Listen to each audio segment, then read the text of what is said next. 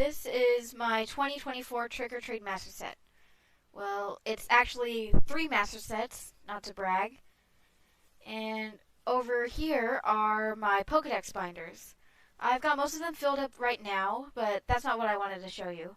Over here are my Ultradex binders. Or at least they will be. I don't actually have any of the binders in hand yet, but I'm working on it. I'm hopefully going to order one in 2 or 3 days. I've probably already ordered one by the time you're watching this, but I'm working on it. But now you're probably wondering what this is all for, so let me explain.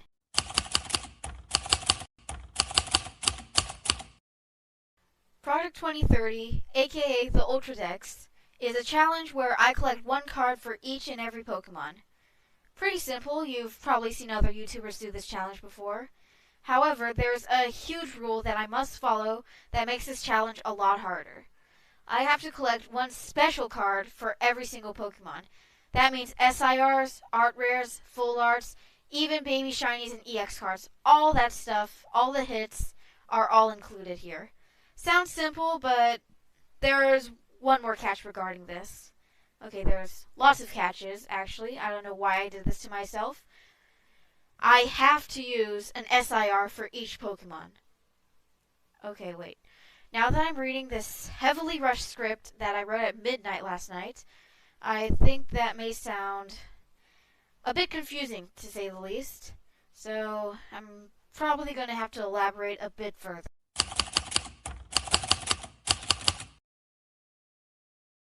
I wrote a ton of rules for myself regarding this challenge, all of which are stored in the very helpful Notepad app. There's 10 rules, and here they are. Rule number 1 is English cards only. That means no Chinese, no German, no Korean, no Japanese, English only. Mainly because I only speak English, and I want them all to be the same language. Maybe I'll do another one where it's all Japanese or all Korean or something like that. But for now, I'm just focusing on English. Rule 2 is that all cards must be sleeved in certain sleeves corresponding to their region or generation. For example, all the Gen 1 Pokemon are going to be sleeved in the 151 sleeves because, well, it has most of the 151 Pokemon on it. And of course, I'm not just going to buy all the ETBs just to get the sleeves. I can buy them off TCG Player for a lot cheaper, because the 151 ETBs are like $1,000 now. I honestly don't know why I made this an official rule for the challenge, but it'll look cool nonetheless, and I'm just going to go with it. Rule 3 is that all cards must be an illustration rare or special illustration rare. I said this before, and also said that I'm going to elaborate on this, so that brings us over to Rule 4. If there is no illustration rare, art rare, or special illustration rare of a Pokemon, I have to use its EX or vintage card. If there's no EX or vintage equivalent, I have to use the most expensive version of that Pokemon's card. And this is for future generations, like Gen 10 coming soon. If the Pokemon has no cards, I have to leave a blank spot with its name and save it for later. That way there won't be just a random hole inside the binder.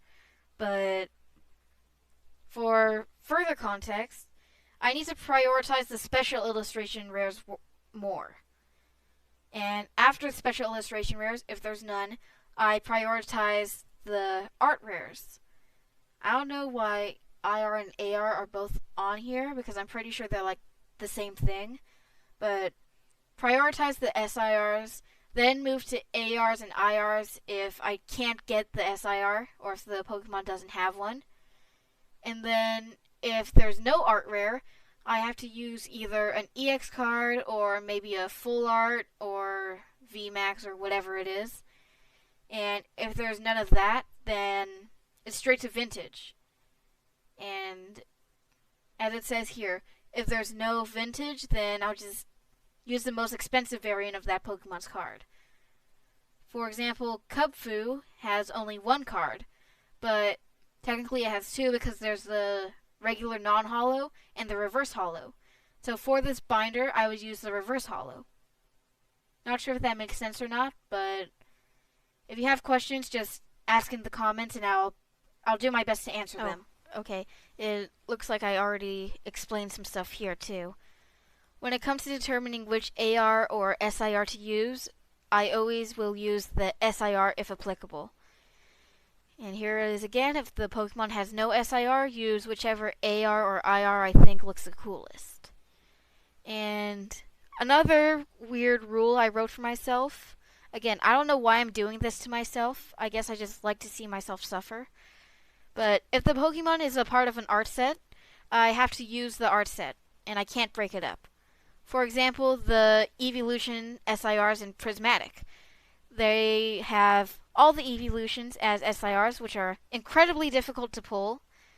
And since those are technically an art set, as much as I love to have the Moonbryon inside of the binder, that means I'm stuck with using the Sunbryon, or Prismatic Umbreon, or whatever you want to call it. Moving on to rule number 6.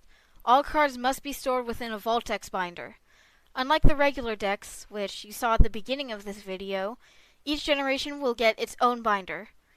Previously, I put all the generations, as much as I could, combined into one binder. Gen 1 through 3 was in one, and 4 through 6 in another, and 7 through 9 in the other.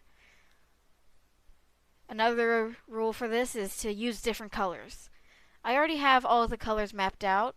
For example, Gen 1 is going to be red because of Pokemon Red, and Gen 9 is going to be violet because of Pokemon Violet. Gen 5 is going to be black because of Pokemon Black and White, and so on and so forth. I feel like I've already said so on and so forth, and now I'm repeating myself. That's just probably my writer brain trying to pick up redundancies and stuff. Anyway, use different colors, and these binders must have zippers. The current Voltex binders I have are the strap binders, and I got them because, well, the cards inside those aren't rare at all. They're just commons and uncommons. Occasional holos here and there too. And I'm not really worried about them. But for these ones, this is going to be incredibly expensive, as you can probably already tell. So they need zippers for extra protection. So just in case the sleeve thingies fail, they won't go flying out. There's going to be a zipper to keep them safe and secure inside the binders. Rule 7 is basically to get a job. I'm not sure if you can tell just by my voice, but I'm still in high school, and I don't have a job yet. But that's why this is Project 2030, because I think by 2030 is when I'll be out of high school. Wait, no. No, it's a lot sooner than that, when I'll be out of high school. But I don't know why I named it 2030. I'm gonna need a new name for this, but for now Project 2030 is gonna stay. But anyway, I need to get a job after I finish high school because it's gonna be way too expensive. As I put in this note here, kind of calling myself out, unless you're really lucky, which I'm not, as you can tell from my videos, and manage to pull these cards, I highly doubt there's a cheap way to do this. Which is extremely true. The app that I'm using to take count of all the stuff I'm using is... the total is up to, I think, 30,000 by now. I'm definitely going to need a job if I'm going to be able to get all these cards and get all the packs needed to rip these cards. No, not rip the cards. What am I even saying? Okay, Rule 8 is not so much of a rule, but more of a reminder. I don't have a deadline for this. You've probably seen other YouTubers have like deadlines or dates where it has to be finished. But for me, there's no real deadline because I'm probably going to be busy with life and all that. But I want to at least get it done before 2050. But if that's not possible, then it won't count against me at all. Rule 9 is probably one of the more important ones. If Pokemon releases any new SIRs or ARs for Pokemon that didn't previously have one, I need to get it to the binder ASAP. Which is pretty problematic for me because say I spend $200 on a holo from base set 1 for a Pokemon that didn't have an SIR or even an AR or EX or whatever. But after I spent that much money on that one, and say just a regular EX for $2 pops up, obviously, as we established before, the EX actually outweighs the vintage cards, and that would mean I basically wasted $200 on a vintage card when if I had just waited a few months, I would have been able to get an EX for much cheaper, and then that would work for the binder as well. And it's even more problematic considering that there's so many Pokemon that still don't have any cards for them, and it's even more problematic considering that there's so many Pokemon that still don't have any cards for them, and currently I still need to collect 1,226 cards. Now, I know what you're probably thinking. Wait, there's only 1,025 Pokemon in the Pokedex. And that brings us to the 10th and final rule. All regional, mega, Gigantamax, and other forms will be inside this binder.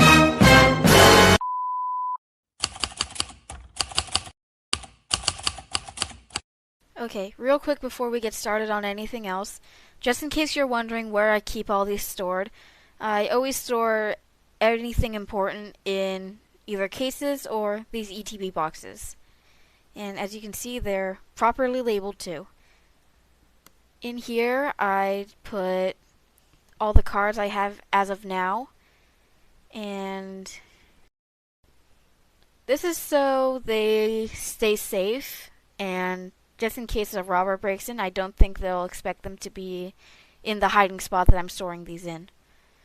I also put them in some UPC boxes and stuff. But yeah, that's their main hiding spot for now. Anyway, as you saw from the screenshot before, there are currently 1,226 different Pokemon that have their different forms available as Pokemon cards. And out of these 1,226 Pokemon, I currently have 57. Oh, excuse me.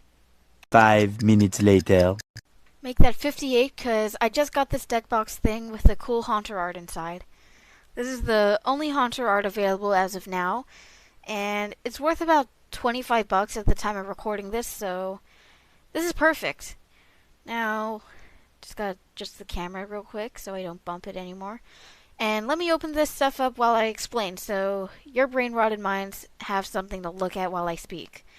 Because I bet most of you have zoned out while I was explaining the rules and stuff. So maybe now you'll actually pay attention. Anyway, these 1,226 Pokemon aren't even all of them yet. There are still quite a few new Megas and forms that don't have cards yet. One of these Pokemon, for example, is Terrapagos, not to be confused with the Stellar Terrapagos or Terrestrial Terrapagos. Oh no, I just dropped everything. Okay, I got him. That could have been bad. 2 Mega Gengars, and code card for anyone who needs it. I don't know if you actually use them, but come on. Oh my god. I'll just leave it there for now. Anyway, this is what I needed it for, the Haunter art. And it comes with a cool coin too. Sorry, I got sight. Regular Terrapagos does not have a card, as you can see on the screen. Those are just some examples of different forms that will be used in the binder. Anyway, there are going to be Megas, G-Maxes, regional variants, and breed variants inside this binder. Examples of these Poke variants include the Terrapagos variants, as I explained above, the different Wormadams, and the 4 different Ogerpon depending on her mask. I'm working on a Google Sheet right now that will consist of every single Poke variant that I've found to the best of my research. I'm afraid that it might be incomplete though, so once it's done, I'll link it in the description of this video, into the playlist, and any future videos regarding this challenge. Once that's up, I kindly ask each of you to check out the spreadsheet and let me know if I missed any.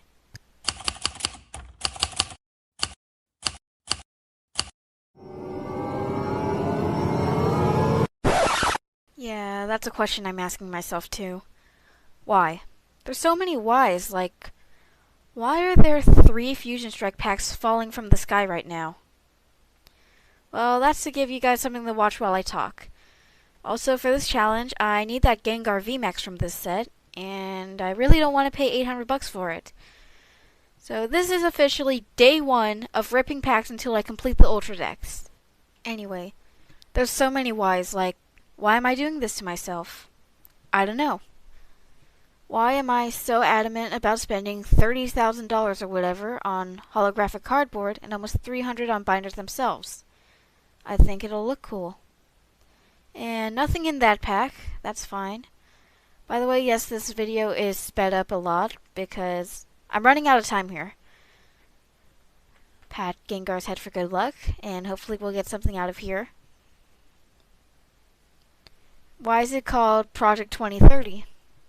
I was going to start in 2030, but got impatient, and I'll probably rename it to something cooler later.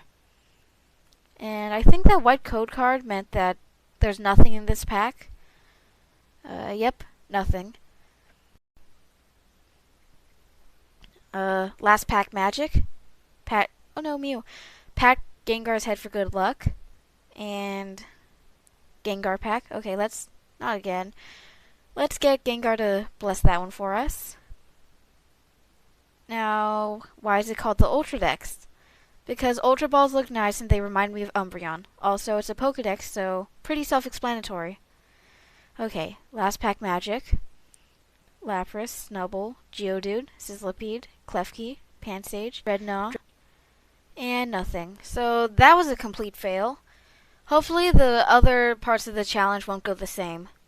But I'm not done here yet. There's one more question I wish to answer before we end the video.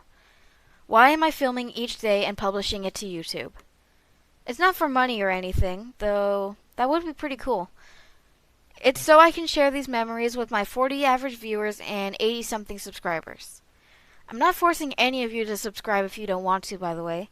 This project and these videos are all for me. Pokemon is one of my favorite things, falling behind Star Wars, of course. There are so many exciting memories I hope to gain from opening packs and maybe even going to events in the future and interacting with other fans of the TCG. These YouTube videos are for one specific mission.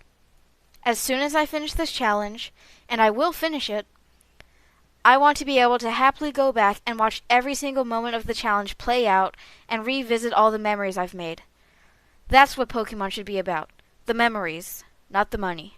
I'm looking at you, scalpers. So the point is, I don't really need 1 million subs or whatever. I just want to keep these memories preserved here on my channel. You can sub if you want to follow along with the challenge, but in the end, it doesn't do too much. It's not like YouTube's my job or something, and I probably won't make money from this anyway. All I want you guys to do is sit back, grab some popcorn or maybe a soda, and enjoy the show. This is going to be a long journey.